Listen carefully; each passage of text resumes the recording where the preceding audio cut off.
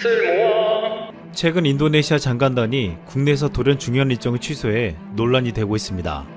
지난 17일 인도네시아 장관단은 현대차와 LG에너지솔루션 방문 일정 및 전국경제연합회 간담회에 참가하기로 했습니다. 하지만 이날 인도네시아 장관단은 방문 일정을 취소한다고 오전에 통보했습니다. 이들을 맞이해 준비를 했던 정경련과 기업들은 의아해하지 않을 수 없었습니다.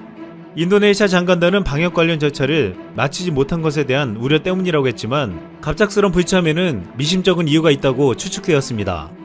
인도네시아는 현대차와 LG에너지솔루션이 자국의 합작사 설립을 유치하기를 강력하게 원했지만 우리는 이 요청을 들어주지 않았습니다.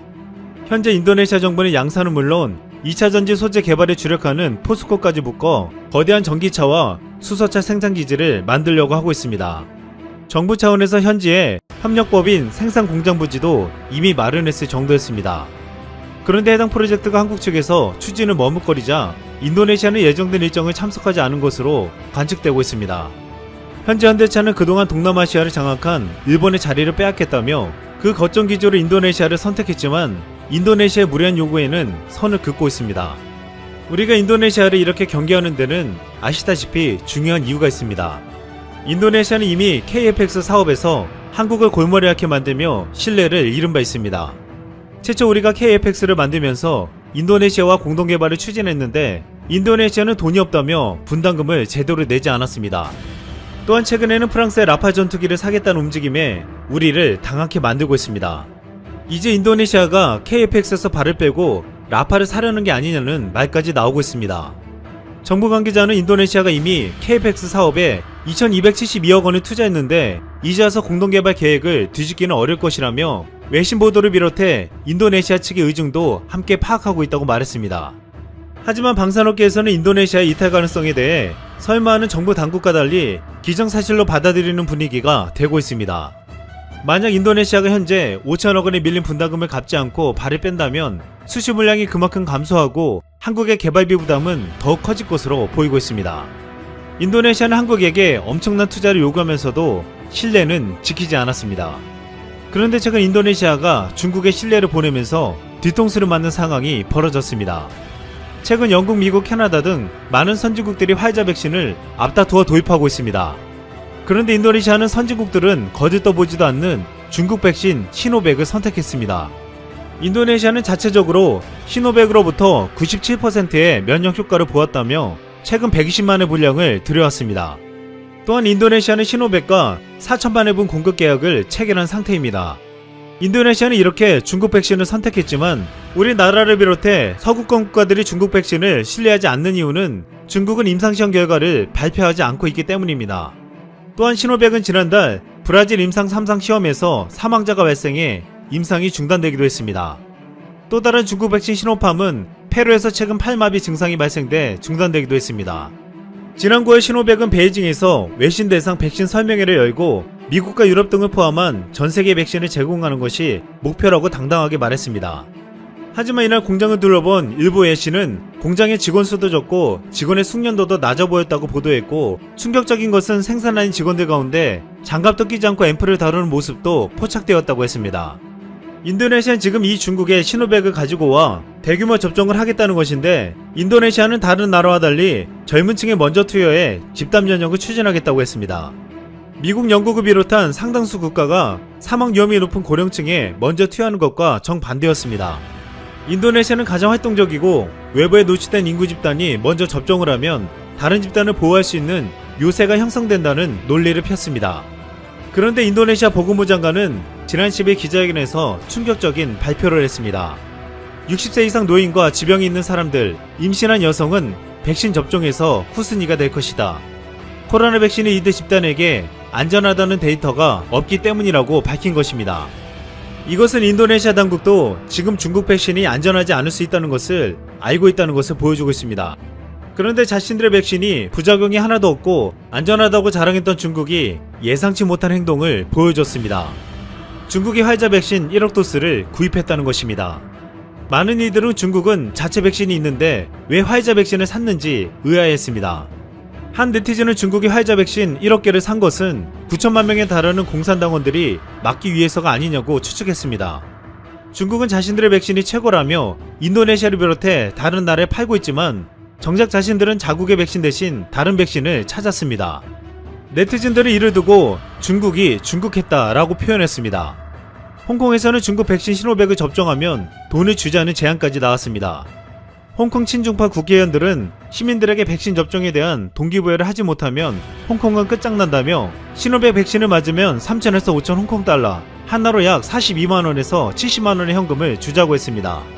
홍콩은 전 시민에게 무료로 코로나 백신 접종을 해주기로 하고 다음 달부터 가장 먼저 확보한 시노백 백신 100만 회분을 접종한다고 밝힌 바 있습니다. 그러자 홍콩에서는 시노백 백신을 구매하는 것은 중국을 위한 결정이라는 말이 돌면서 과연 중국 시노백이 만들고 배포하는 백신을 홍콩 시민들을 순순히 접종하겠냐는 것이 의문으로 떠올랐습니다. 그동안 중국의 행태를 보면 왜 전 세계가 중국의 백신을 신뢰하지 않는지 알 수 있고 중국을 믿었던 인도네시아도 앞으로 중국산 백신 접종으로 어떤 일이 벌어질지 우려되고 있습니다. 이렇게 코로나 시대에서 많은 국가들의 신뢰가 떨어지는 가운데 대한민국은 진단키트를 수출하고 K방역 모델을 선보이면서 오히려 신뢰도가 높아지고 있습니다. 최근 국내에서 신규 확진자가 1000명을 넘어가며 큰 위기를 맞고 있지만 한 코로나 환자가 태어나면서 올린 글이 놀라움을 주고 있습니다.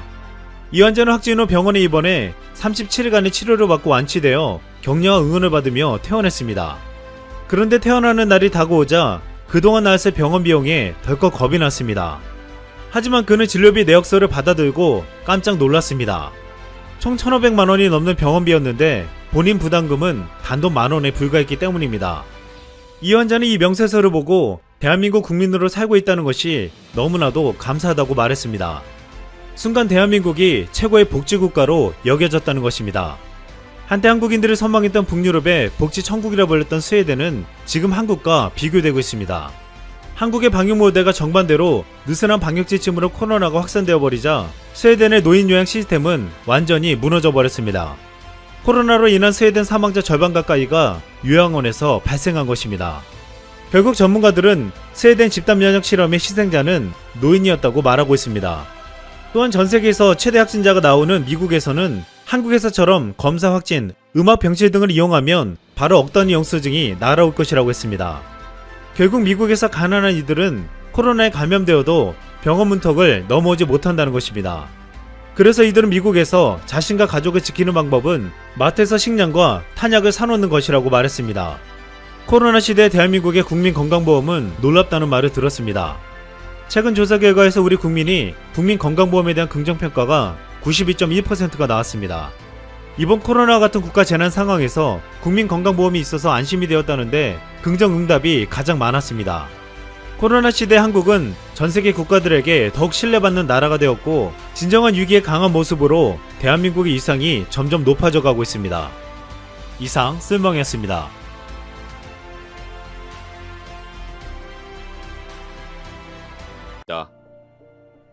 일본의 많은 행사와 표현은 그 유래를 알고 보면 대부분이 군국주의에서 나온 것이라는 것을 알 수가 있습니다.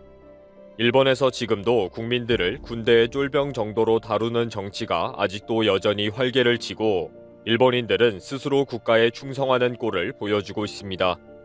일본에서는 지난 10일이 1월 둘째 주 일요일에 항상 행사를 가지는 성인식을 치르는 날이었습니다. C19 때문에 일본 정부와 언론이 나서서 행사 자제를 요청했지만 목숨 걸고 덤벼드는 새롭게 성인이 되는 젊은이들 때문에 요란스런 행사가 벌어졌습니다. 단 하루 행사를 위해 거금을 투자하면서 귀신 복장 등도 화려하게 준비하는 성인식에 대한 비판이 많이 일어났습니다. 알고 보니 이 성인식도 일본의 군국주의 정책에서 나온 군대 쫄병 다루기에서 나온 것이라고 합니다. 일본의 군국주의가 얼마나 뿌리 깊은지 한심할 정도입니다.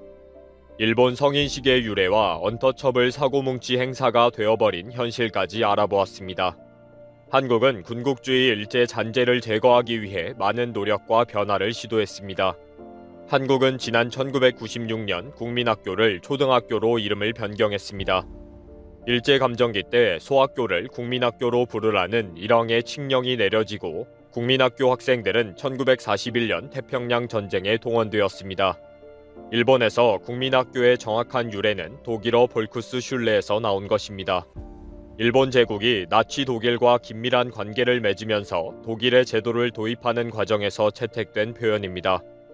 나치 독일의 제국주의 교육 사상이 방영된 산물 중 하나가 볼크스슐레 국민학교입니다.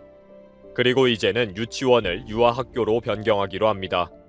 유치원도 당시 독일의 유아교육기관인 킨더가든을 일본식으로 번역해 가르텐, 즉 정원이 됐고 여기서 유치원의 원자를 따온 것입니다. 우리나라의 첫 번째 유치원인 부산 사립유치원은 지난 1897년 일본인 자녀를 위해 세워진 것입니다. 그동안 많은 논쟁과 협의 끝에 결국 유아학교로 변경하기로 한 것입니다. 한국은 이렇게 일제 잔재를 하나씩 제거해 나가고 있는데 일본은 군국주의 표현과 행사들이 아직도 넘쳐나고 있습니다. 일본의 성인식도 마찬가지입니다. 1946년 일본이 2차 세계대전에 패배한 후에 사이타마현 와라바시에서 기가 죽은 청년들을 격려하기 위해 처음으로 청년제가 열리게 됩니다. 이것을 계기로 전국적으로 청년 기살리기 행사로 확대가 되고 1949년부터 1월 15일을 성인의 날 공휴일로까지 지정하게 되었습니다. 그러다가 2000년대에 들어서서 1월 둘째 주 월요일을 성인의 날로 다시 제정하게 됩니다. 이렇게 일본에서 성인식은 지자체와 정부가 앞장서서 격려하고 축하해주는 이벤트 성격이 있다 보니 지금도 성인식 참가 대상자에게는 각 지방자치단체에서 안내문을 보냅니다. 성인식 장소도 지자체에서 결정해서 대대적으로 준비를 합니다. 지자체장은 자기 선거를 위해서라도 유권자인 청년들을 위한 성인식을 경쟁적으로 화려하게 준비하게 되고요. 이런 화려한 행사에 초대를 받아가는 청년들은 역시 화려한 복장으로 준비를 하게 됩니다. 특히 성인식의 복장은 여자는 후리소대, 남자는 하카마를 주로 입습니다. 후리소대는 기모노 중에서 가장 화려한 미혼 여성 복장으로 소매가 긴 것이 특징입니다.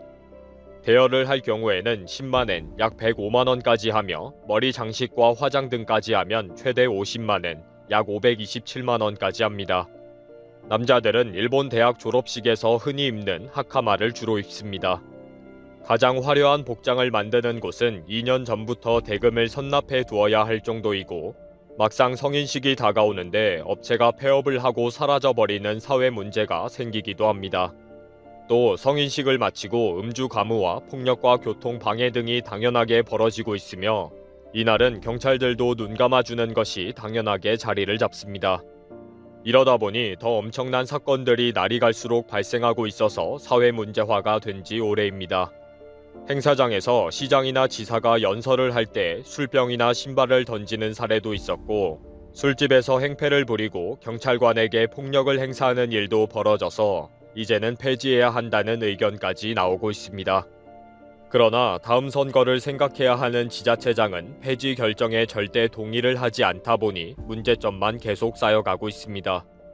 결국 C19가 최악의 상황으로 확산되고 있는 일본에서 지난 10일 전국 각지에서 성인식이 화려하게 개최되었습니다. 많은 지자체들이 온라인으로 돌렸지만 일부 지자체는 행사를 강행했습니다. 일부 청년들은 1000만 원이 훌쩍 넘는 것으로 추정되는 화려한 복장들을 입고 나와서 큰 주목을 받기도 했습니다. 도쿄도에서는 23개구에서 유일하게 스기나미구가 성인식을 정식으로 개최했습니다. 개최 장소에 체온계와 소독제를 구비하고 2000여 명의 새 성인들이 모여서 행사를 치루었습니다. 행사를 개최한 구청장은 모두가 중지했지만 나는 개최했다. 나는 약속을 지키는 사람이다. 행사를 마친 후에 술자리는 자제해달라. 바로 집으로 돌아가달라. 라고 말했습니다. 유권자 청년들을 위해 행사는 개최했지만 C19 확산은 두려운 거죠. C19로 어려운 상황이지만 성인식에 대해서는 계속 유지하면서 정치적으로 이용하려고 하는 것입니다. 성인식의 유래가 전쟁에 패배한 청년들을 격려하기 위한 관제 행사이기 때문에 많은 부작용이 있음에도 쉽게 폐지를 할 수가 없는 것입니다. 특히 아베 정권이 들어서면서 이런 군국주의 교육이 더 활성화를 띈 측면도 있습니다. 아베 정권이 금지된 황국 사상에 기초한 교육에 관한 칙어를 다시 활용되고 있는 것을 방치할 정도입니다. 교육 칙어는 성스러운 전쟁을 하다가 전사한 영령은 야수꾼이 신사로 가는 영광을 누린다 라고 가르친 애국주의 법령을 반성하기 위해 폐지된 것입니다.